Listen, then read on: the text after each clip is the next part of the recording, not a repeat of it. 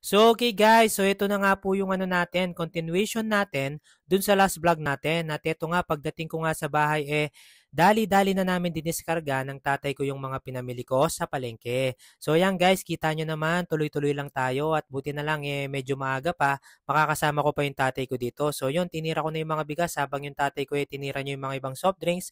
Yan guys, and after nga nun guys, ito ayusin lang natin yung mga napamili nating bigas dito sa loob ng bahay. So, bali dyan ko nilalagay yung mga yan para iwas ipis, tsaka langgam na rin, tsaka daga, yan, sa bahay yan. And after nun, ito, muntik na, yung pamangking ko na pala yung nabuhat ko, guys. So, yan, guys, after nga nun, yan, kinakamada na nga namin ng tatay ko yung mga soft drinks. Medyo nahirapan siya dito, so tinulungan ko na. And syempre, pagkatapos niyan, dapat mabilisan din ayusin natin yung mga frozen goods, yan, para hindi matanggal yung lamig at dire-diretso na sa freezer, guys. So, yan, kita nyo naman, tuloy-tuloy lang tayo, guys, diba? Napakadaming trabaho ni Daddy Jepoy nyo. So, sobrang blessed ko talaga pag nakikita ko marami akong ginagawa, guys. It means something is happening in our life. So, yan yung laging tandaan natin. Huwag natin ganong pansinin yung pagod. Kung napapagod man tayo at alam yung inaantok tayo, tulog lang tayo pero wag tayong susuko, guys. Yan, di ba? Sabi nga nila, you can rest but don't quit. Yan, para sa pangarap natin yan. Yung konting motivation na naman, guys.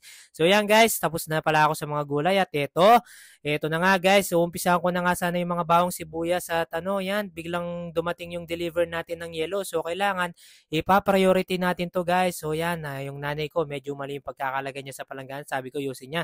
Medyo mabigat pa naman yan. So, mabilis ang galaw lang, Daddy Jepo. Yan, repack-repack lang tayo, guys. Tapos, mabilis ang paglalagay dapat yan sa freezer. So, yan, Daddy Jepo nyo, medyo fast move tayo dyan, guys. Para hindi malusaw at hindi ganong mabawasan yung pagre-repack natin ng yelo. So, kita nyo naman, tansya-tansya lang yan. Wala nang kilo-kilo para mabilisan. And after nun, yan, balik tayo dun sa huling ginagawa natin kanina, yung pag-ayos ng mga primary gulay, guys. Yan, yung bawang, pulang sibuyas, tsaka yung puting sibuyas. So, yan guys, halos patapos na ako dito.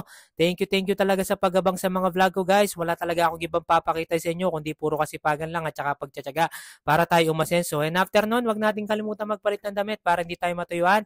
And after nga nun, may biglang nag-chat, guys. Kala ko patapos na ako. So, yan, syempre, sayang din to, guys. So, yan, nakapag-service tayo. And pagbalik ko nga, yan, isa pa, guys. Kita nyo naman, nakadalawang service pa tayo. Magpapahinga na lang, guys. Hindi muna ako nagpahinga, tinira ko muna tong mga to. Sayang din to, guys. At ito, mabilisan na lang, nandito na tayo sa bahay. At syempre, magwa-water break muna, Daddy Jepo nyo bago maligo. At yun lamang, guys. Maraming salamat. Finger heart kay sa akin. Bye-bye!